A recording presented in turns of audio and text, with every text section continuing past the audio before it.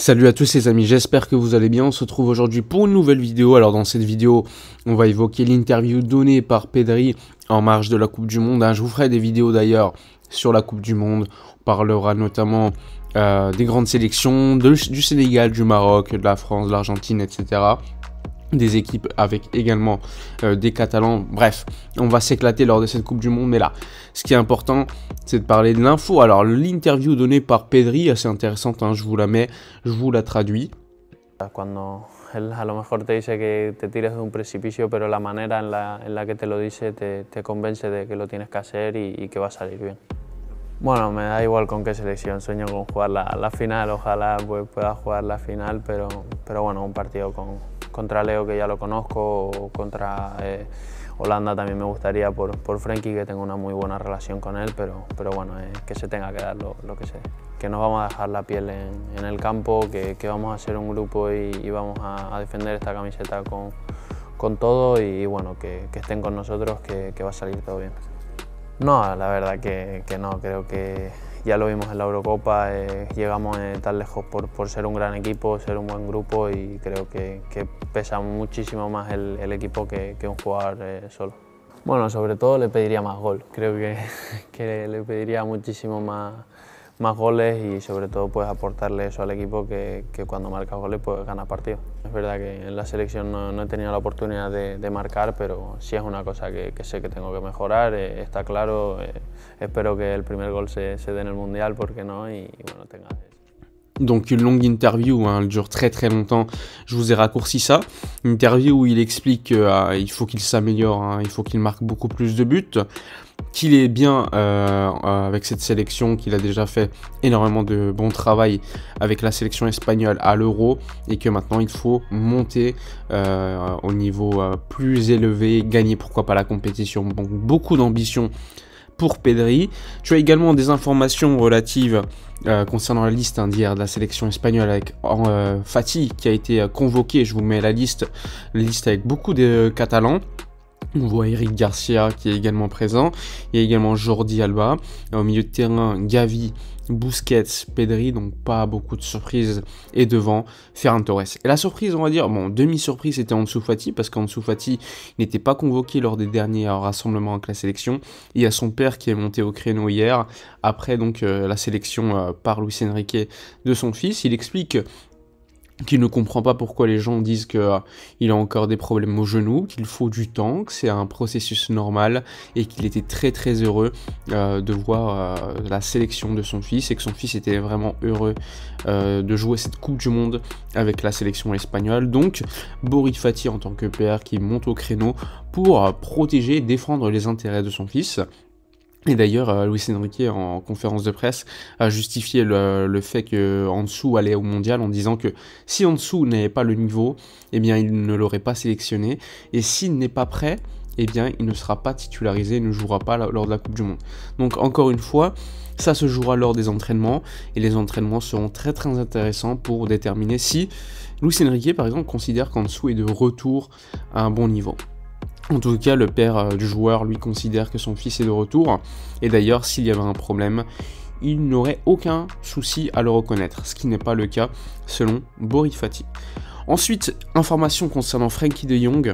Alors, Manchester United qui était très intéressé par lui, vous le savez, l'été dernier, on parlait d'une offre de 65 plus 20 millions d'euros de bonus. À l'époque, moi je considérais ça complètement fou que le club veuille vendre De Jong, même si je considérais que oui, c'était légitime au niveau du salaire, de le baisser, etc.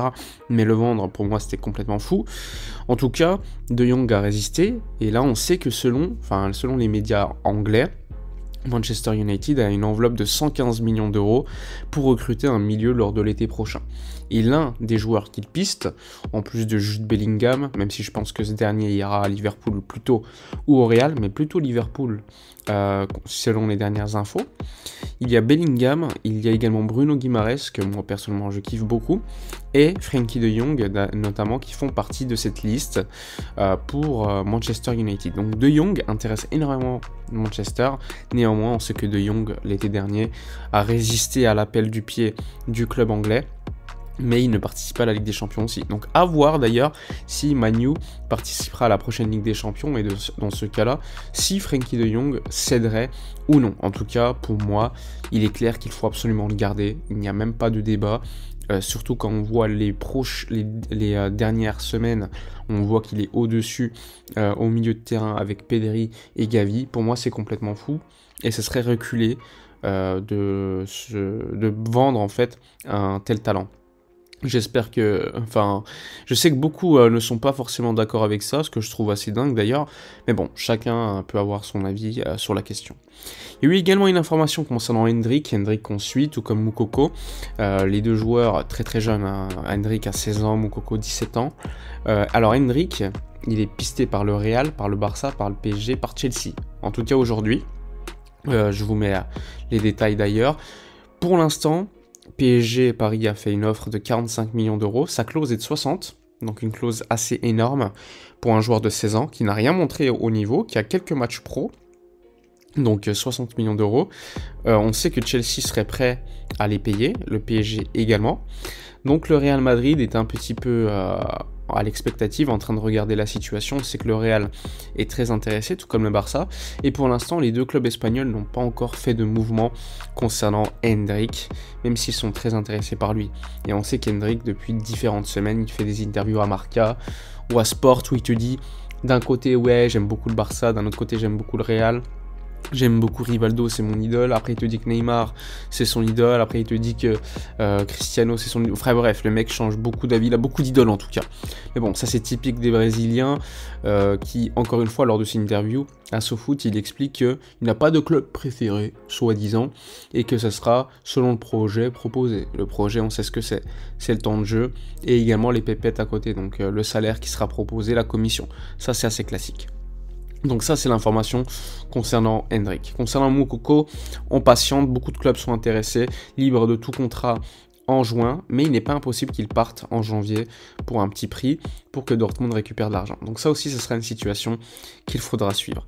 Sinon, concernant Lewandowski, vous le savez, Lewandowski avait pris un carton rouge lors du dernier match de championnat. Pour connaître donc la durée de sa suspension, il faudra encore patienter, puisque la commission d'arbitrage ne s'est pas réunie hier, et il faudra donc patienter la semaine prochaine. Je précise qu'il risque jusqu'à 3 matchs de suspension pour son geste lors de la sortie du terrain, même si lui expliquait que c'était plutôt un message à Xavi. J'avais d'ailleurs expliqué pourquoi je pensais que c'était faux lors d'une vidéo précédente, mais bon, on verra lors des prochains jours ce qu'il en est concernant la sanction pour Lewandowski. Enfin bref, on a fait le tour. Dites-moi dans les commentaires quelle sélection vous voulez qu'on suive lors de ce mondial. N'oubliez pas, comme d'habitude, de liker, commenter, partager. Donnez du soutien en partageant également la chaîne. Je vous dis à la prochaine et d'ici là, comme d'habitude, portez-vous bien.